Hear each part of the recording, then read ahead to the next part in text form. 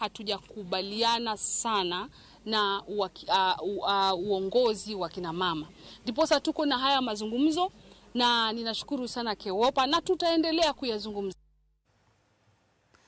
Jonyuol mantiere kod nyithindo modak gi ng'ol e kaunti ma Busia dwaro mondo omi owuogi kendo ondik nyithindgi mondo omi giyud kony mag piny owacho kaka jok mamoko ma ok gipandogi e udi.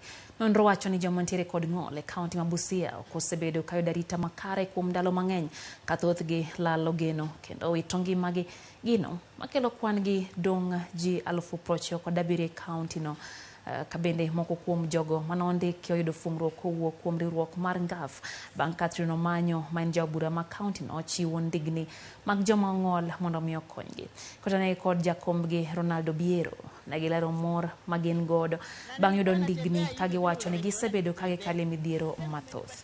Kukimbia ako na basikili na hata nitaweza rotate hapa mshangaeko kidogo.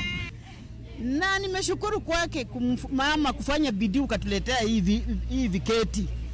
Vitatusaidia mahali pakubwa.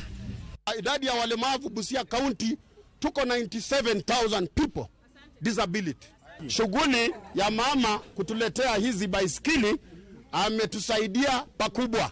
Kwa maana kuna watu ambao walikuwa wanafichwa kwa nyumba. Hawezi kujitoa nje na hawezi kutembea. Ninazidi elimisha wazazi ambao wanaficha watoto walemavu, ambao wanaaibika, wanakataa kupeleka watoto walemavu shuleni au kuwashughulikia jinsi wangeshughulikia watoto ambao hawana ulemavu wa viumbile hata kiakili. Wasifanye hivyo. Watu ambao ni wakazi wa Busia na wana ulemavu tunazidi kupima tukileta viti na tunazidi kusupply, kudistribute. So wenye wataona hizi wasikufe moyo waseme